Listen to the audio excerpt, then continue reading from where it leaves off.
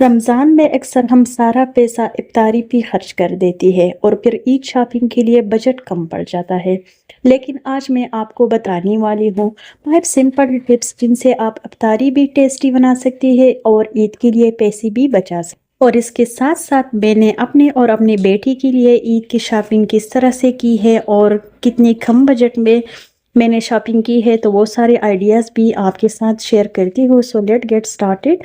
अस्सलाम वालेकुम, welcome back to another video. यहाँ पर मैं ना इफ्तारी की तैयारी कर रही हूँ। तो इफ्तारी में आज मैं सिंपल सा रूटीन होता है मेरा, तो साग में बना रही हूँ और इसी के साथ साथ बीफ कढ़ाई में बना रही हूँ।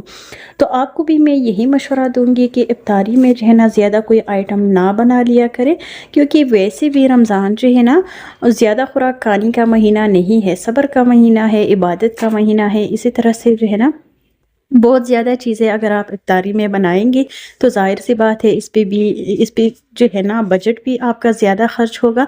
तो इसी तरह से आप अपने बजट को कंट्रोल नहीं रख पाओगे। इसके साथ ना दूसरा टिप जो है ना, अगर आप रमज़ान में बचत करना चाहती है तो सबसे पहले वीकली जो इफ्तार मेन्यू प्लान है तो वो आपने ज़रूर बना लेनी है, ताकि रोज़ रोज़ सोचने और एक्स्ट्रा सामान लेने की ज़रूरत ना पड़े। इससे जो है ना इम्पल्सिव शॉपिंग कम होती है।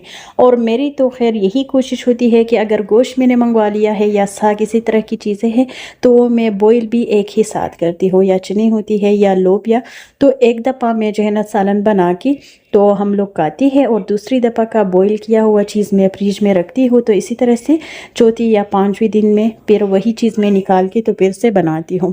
तो इसी तरह से मेरा गैस भी बचत होता है, पैसे भी बचत होती है और ज़ाहिर सी बात है टाइम भी बचत होता है। लेकिन अपने बजट को कंट्रोल रखने के लिए ये छोटी छोटी टिप्स आपने ज़रूर फॉलो करनी है। और अगला टिप जो है ना, जो चीज़ें बल्क में सस्ती मिलती है तो इन्हें जो है ना क्लीन करके फ्रीज़र में आप स्टोर कर सकती है।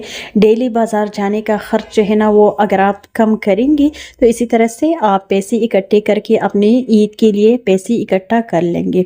और वैसे भी जब मार्च का महीना शुरू होता है तो मार्च के महीने में जो है ना मुझे तो खैर ऐसा लगता है कि बजट जो है ना वो वैसे भी आउट ऑफ कंट्रोल हो जाता है, क्योंकि बच्चों की एग्ज़ाम्स वगैरह ये सब चीज़ें जब होती है तो न्यू यूनिफॉर्म, इसी तरह की बुक्स और ये सारी चीज़ें जो है ना एक्स्ट्रा खर्चे जो है ना वो बहुत ज़्यादा होती है। और इसी तरह से महीने का स्टार्ट भी शुरू हो चुका है, तो इसी तरह से घर में भी जो है ना ग्रोसरी, ये सब चीज़ें, गैस, बिजली का बिल, ये सब चीज़ें भी जो है ना ये भी हमें देनी पड़ती है।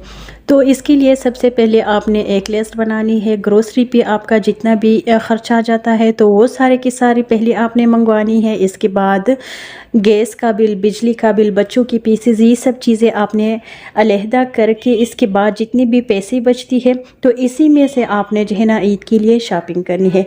तो अगर आपके पैसे जो है ना वो ज़्यादा है तो आप बहुत ज़्यादा चीज़ें ले सकती है, अपनी ख्वाहिशात को पूरी कर सकती है। और अगर आपका बजट इजाज़त नहीं देता तो कोई मसला नहीं है, आप जो है ना कोई भी कपड़े वगैरह जो है ना वो ईद के बाद भी ले सकती है।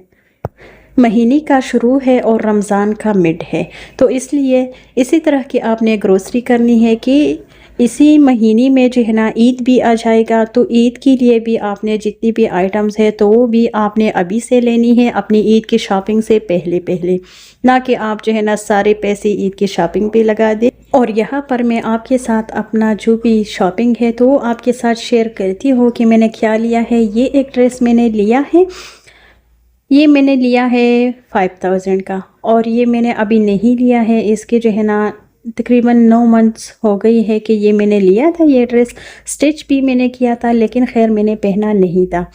तो इसलिए जो है ना मैं जब भी इन सीज़न सेल चल रही होती है तो इसी टाइम में जो है ना कोई एक दो ड्रेस में ज़रूर मंगवाती हूँ और वो मैं जो है ना स्टिच करके अलमारी में हैंग करती हूँ और इसको मैं यूज़ नहीं करती हूँ। तो इसी तरह से अभी मार्च का जो महीना है तो इसी में मैं कोई भी शॉपिंग वगैरह नहीं करूँगी, बल्कि ईद के बाद अपने लिए अपनी पसंद के जो भी ड्रेसेस है तो वो ज़रूर लूँगी। और दूसरा सूट भी मैंने इसी तरह से लिया है कि वो भी मैंने जो है ना सेल में मैंने लिया था और अभी मैंने टेलर को दी है स्टिच करने के लिए। तो वो भी जब आ जाएगा तो मैं आपके साथ शेयर करती हूँ, या स्क्रीनशॉट में आपको जो है ना यहाँ पर लगा के आपको दिखाती हूँ। और ये मैंने अपनी बेटी के लिए लहंगा लिया है, तो ये मैंने रमज़ान से पहले लिया था और अभी मैं जो है ना एक ड्रेस अपनी बेटी के लिए और भी लूँगी। तो बस सिंपल सा मेरा मेथड होता है शॉपिंग करने का भी। पहले मैं जो है ना पता करती हूँ कि जगह जगह पे जो है ना सेल लग जाती है, लेकिन मैं जो है ना हर किसी से मैं पूछती हूँ कि यहाँ पर जो है ना सिर्फ बराए नाम ही सेल है या वाकई सेल है। तो जब मैं अच्छे से कंफर्म करती हूँ तो फिर इसी जगह से ही मैं जो है ना शॉपिंग करती हूँ। ये मेरा जो है ना दूसरी सूट का दुपट्टा है, रेडी टू वियर है, और इसके जो कपड़े हैं तो मैंने टेलर को दी है। और बेटी के लिए ये एक जूती मैंने ये ली है, 1100 का मैंने लिया है, और बेटी का जो लहंगा है वो मैंने 3000 का लिया है। और ये शूज़ जो है ना ये मैंने 2 साल पहले लिए थे, ये भी मैंने सेल में लिया था 1500 का। तो अभी मैं कहती हूँ कि ईद पे मैं जो है ना ये पहनती हूँ, और ईद के बाद मैं जो है ना अपने लिए जूती भी मैं लूँगी और ड्रेसेस भी मैं लूँगी, कोई इशू नहीं है। और ये मैं आपको जो है ना दूसरी शूज़ दिखाती हूँ, तो ये भी मैंने जो है ना सेल में से ली है। लोकल मार्केट से मैं जो है ना चीज़ें लेती हूँ, बस क्वालिटी को देखती हूँ। ये नहीं कि ब्रांड के पीछे भागना चाहिए, ब्रांड के पीछे नहीं भागना है, बस चीज़ जो है ना खूबसूरत होनी चाहिए और इसकी जो क्वालिटी है वो अच्छी होनी चाहिए।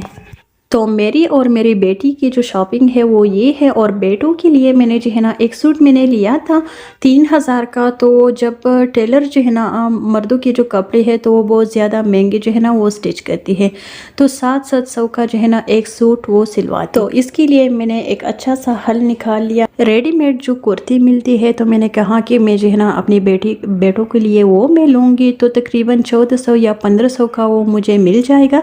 तो यकीन करें ढेर सारे पैसे जो है ना इसी तरह से मैं बचत कर लूँगी, और जो पैसे बच जाएंगे तो इसी से मैं जो है ना बच्चों की जो भी जूती वगैरह है तो वो मैं ख़रीद दूँगी।